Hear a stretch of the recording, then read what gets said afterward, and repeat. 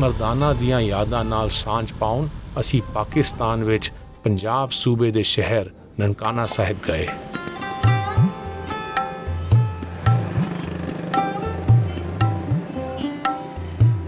ਭਾਈ ਮਰਦਾਨਾ ਦਾ ਜਨਮ 1459 ਈਸਵੀ ਵਿੱਚ ਰਾਏ ਭੋਏ ਦੀ ਤਲਵੰਡੀ ਵਿੱਚ ਹੋਇਆ, ਜੋ ਹੁਣ ਪਾਕਿਸਤਾਨ ਦੇ ਸ਼ੇਖੂਪੁਰਾ ਜ਼ਿਲ੍ਹੇ ਵਿੱਚ ਹੈ ਅਤੇ ਨਨਕਾਣਾ ਸਾਹਿਬ ਸਦੀਂਦਾ ਹੈ। ਭਾਈ ਮਰਦਾਨਾ ਦਾ ਜਨਮ ਮੁਸਲਮਾਨ ਪਰਿਵਾਰ ਵਿੱਚ ਪਦਰਾ ਅਤੇ ਲੱਖੋ ਦੇ ਘਰ ਹੋਇਆ। ਭਾਈ ਮਰਦਾਨਾ ਉਮਰ ਵਿੱਚ ਗੁਰੂ ਨਾਨਕ ਤੋਂ 10 ਸਾਲ ਵੱਡੇ ਸਨ। ਉਹ ਦੋਵੇਂ ਇੱਕੋ ਪਿੰਡ ਵਿੱਚ ਪਲੇ ਅਤੇ ਵੱਡੇ ਹੋਏ। ਉਹਨਾਂ ਦੀ ਉਮਰ ਦਾ ਫਰਕ ਉਹਨਾਂ ਦੇ ਮੇਲ ਵਿੱਚ ਅੜਿੱਕਾ ਨਹੀਂ ਬਣਿਆ। ਭਾਈ Mardana was a long time companion। ਭਾਈ ਮਰਦਾਨਾ ਲੰਮਾ ਸਮਾਂ ਬਾਬਾ ਗੁਰੂ ਨਾਨਕ ਦੇ ਸੰਗੀ ਰਹੇ। ਉਹਨਾਂ ਨੇ ਬਾਬਾ ਗੁਰੂ ਨਾਨਕ ਦਾ ਮਨੁੱਖੀ ਸੁਨੇਹਾ ਦੁਨੀਆ ਵਿੱਚ ਫੈਲਾਉਣ ਵਿੱਚ ਅਹਿਮ ਹਿੱਸਾ ਪਾਇਆ। 20 ਸਾਲ ਦੀ ਉਮਰ ਵਿੱਚ ਗੁਰੂ ਨਾਨਕ ਨੇ ਭਾਈ ਮਰਦਾਨਾ ਨੂੰ ਆਪਣੀਆਂ ਰੂਹਾਨੀ ਯਾਤਰਾਵਾਂ ਉੱਤੇ ਨਾਲ ਚੱਲਣ ਦੀ ਬੇਨਤੀ ਕੀਤੀ। ਭਾਈ ਮਰਦਾਨਾ ਮਰਾਸੀ ਬਰਾਦਰੀ ਦੇ ਸਨ, ਜਿਸ ਦਾ ਪਿਛੋਕੜ ਅਰਬੀ ਲਫ਼ਜ਼ ਮਰਾਸ ਨਾਲ ਜੁੜਦਾ ਹੈ, ਜਿਸ ਦਾ ਮਾਇਨਾ ਵਿਰਾਸਤ ਹੈ। ਭਾਈ ਮਰਦਾਨਾ ਦਾ ਸਭ ਤੋਂ ਵਧੀਆ ਬਿਆਨੀਆ ਲਾ ਮਿਸਾਲ ਸੰਤ ਵਜੋਂ ਹੋ ਸਕਦਾ ਹੈ, ਜਿਸ ਨੂੰ ਸੰਗਤ ਦਾ ਸਤ ਵਿਰਸੇ ਵਿੱਚ ਮਿਲਿਆ।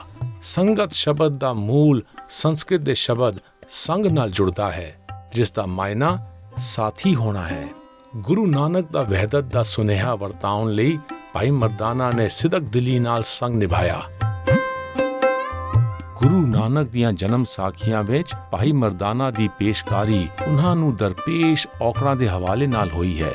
ਹਰ ਔਕੜ ਉਹਨਾਂ ਦੇ ਰਾਹ ਵਿੱਚ ਆਉਂਦੀ ਹੈ ਅਤੇ ਅੰਤ ਨੂੰ ਉਹ ਗੁਰੂ ਨਾਨਕ ਦੀ ਸਲਾਹ ਉੱਤੇ ਚੱਲ ਕੇ ਔਕੜ ਸਰ ਕਰ ਲੈਂਦੇ ਹਨ। ਮੇਰੀ ਨਿਮਾਣੀ ਜਿਹੀ ਸਮਝ ਮੁਤਾਬਕ ਮੈਨੂੰ ਇਸ ਸਮੁੱਚੀ ਖੇਡ ਵਿੱਚ ਭਾਈ ਮਰਦਾਨਾ ਦੇ ਸੰਘਰਸ਼ ਮਨੁੱਖਾ ਹੋਂਦ ਨੂੰ ਦਰਪੇਸ਼ ਦੁਨਿਆਵੀ ਚੁਣੌਤੀਆਂ ਦਾ ਤਸ਼ਬੀਹੀ ਰੂਪ ਜਾਪਦੇ ਹਨ। ਇੱਕ ਪਾਸੇ ਕੱਟੜਪੰਥੀ ਮਨੁੱਖਾ ਮਾਨਸਿਕਤਾ ਦੀਆਂ ਦੁਨਿਆਵੀ ਪੁੱਛਾਂ ਹਨ ਅਤੇ ਦੂਜੇ ਪਾਸੇ ਰੂਹਾਨੀ ਰੂਪ ਵਿੱਚ ਗੁਰੂ ਨਾਨਕ ਦੀ ਬਾਣੀ ਜਵਾਬ ਵਜੋਂ ਵਿਹਾਰਿਕ ਹੱਲ ਪੇਸ਼ ਕਰਦੀ ਹੈ। ਉਹਨਾਂ ਦੀ ਸਾਂਝ ਨਿਰਾਲੀ ਸੀ, ਜੋ ਸਮਾਜ ਵਿੱਚ ਪਰਚੂਲੀਆ ਸੋਚ ਦੀ ਜਾਗ ਲਗਾਉਂਦੀ ਸੀ ਅਤੇ ਜਜ਼ਬਾ ਬੁਲੰਦ ਕਰਦੀ ਸੀ। ਭਾਈ ਮਰਦਾਨਾ ਗੁਣਵੰਤੇ ਰਾਗੀ ਸਨ, ਜੋ ਉਹਨਾਂ ਨੂੰ ਵਿਰਾਸਤ ਵਿੱਚ ਮਿਲਿਆ ਫਨ ਸੀ। ਉਹ ਤੰਤੀ ਸਾਜ਼ ਰਬਾਬ ਵਜਾਉਂਦੇ ਸਨ ਅਤੇ ਗੁਰੂ ਨਾਨਕ ਆਪਣੀ ਬਾਣੀ ਗਾਉਂਦੇ ਸਨ, ਤਾਂ ਜੋ ਆਵਾਮ ਨੂੰ ਉਹਨਾਂ ਦਾ ਸੁਨੇਹਾ ਸੁਖਾਲੇ ਰੂਪ ਵਿੱਚ ਸਮਝ ਆ ਸਕੇ।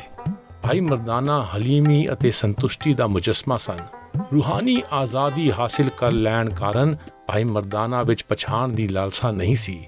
ਫਾਨੀ ਸੰਸਾਰ ਵਿੱਚ ਆਪਣੀ ਹੋਂਦ ਦੇ ਆਖਰੀ ਵੇਲੇ ਉਹਨਾਂ ਨੇ ਗੁਰੂ ਨਾਨਕ ਨੂੰ ਬੇਨਤੀ ਕੀਤੀ ਕਿ ਉਹਨਾਂ ਦੀ ਦੇਹ ਨੂੰ ਇਸ ਤਰ੍ਹਾਂ ਘਿਓਟਿਆ ਜਾਵੇ ਕਿ ਉਹਨਾਂ ਦੀ ਮੌਤ ਤੋਂ ਬਾਅਦ ਉੱਥੇ ਕੋਈ ਯਾਦਗਾਰ ਨਾ ਬਣ ਸਕੇ।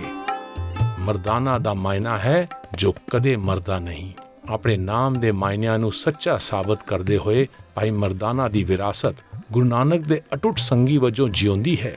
ਭਾਈ ਮਰਦਾਨਾ ਨੇ ਆਪਣੇ ਸ਼ਬਦਾਂ ਵਿੱਚ ਆਪਣੇ ਰੂਹਾਨੀ ਵਿਵੇਕ ਨੂੰ ਵੀ ਗੁਰੂ ਨਾਨਕ ਦੇ ਨਾਮ ਲਗਾਇਆ ਹੈ। ਗੁਰੂ ਗ੍ਰੰਥ ਸਾਹਿਬ ਵਿੱਚ ਦਰਜ ਉਹਨਾਂ ਦੇ ਇੱਕ ਸ਼ਬਦ ਵਿੱਚ ਆਉਂਦਾ ਹੈ, ਗਿਆਨ ਗੁੜ ਸਾਲਾਹ ਮੰਡੇ ਪੋ ਮਾਸ ਆਹਾਰੇ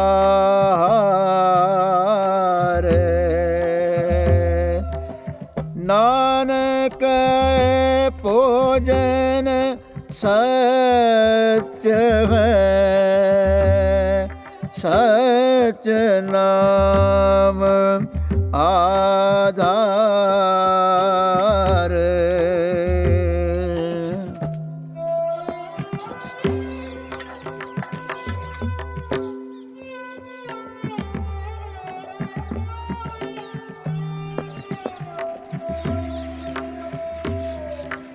ਕਾਇਆ ਲਾਹਨ ਆਪ ਮਦ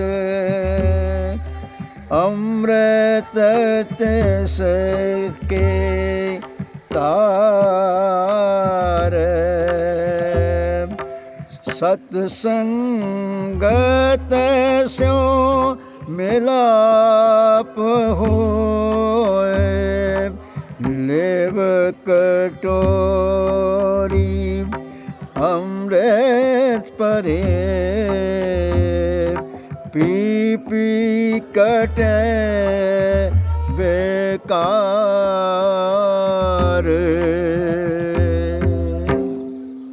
ਭਾਈ ਮਰਦਾਨਾ ਕਹਿੰਦੇ ਹਨ ਕਿ ਰੂਹ ਨੂੰ ਸਿਦਕਵਾਨ ਸੱਚ ਦੀ ਖੁਰਾਕ ਨਾਲ ਪਾਲੋ।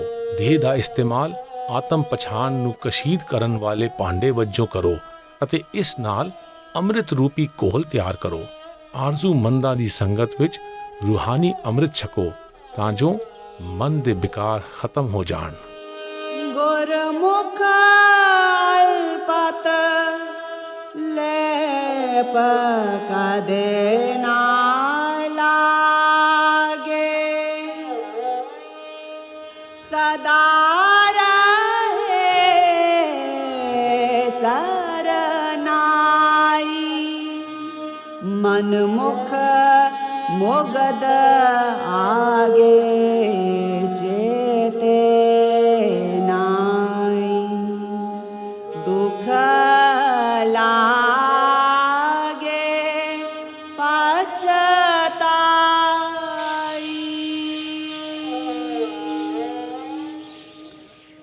ਗੁਰੂ ਨਾਨਕ ਆਖਦੇ ਹਨ, ਗੁਰਮੁਖ ਰੂਹਾਨੀਅਤ ਦਾ ਪਾਂਦੀ ਹਨੇਰੇ ਨੂੰ ਰੋਸ਼ਨੀ ਨਾਲ ਚਾਕ ਕਰਕੇ ਆਪਣੇ ਗਿਆਨ ਵਿੱਚ ਵਧਾਰੇ ਦਾ ਆਰਜ਼ੂਮੰਦ ਰਹਿੰਦਾ ਹੈ। ਭਾਈ ਮਰਦਾਨੇ ਦੀ ਜ਼ਿੰਦਗੀ ਰੂਹਾਨੀ ਝੁਕਾਅ ਵਾਲੇ ਗੁਰਮੁਖ ਦੀ ਮਿਸਾਲੀ ਜ਼ਿੰਦਗੀ ਹੈ।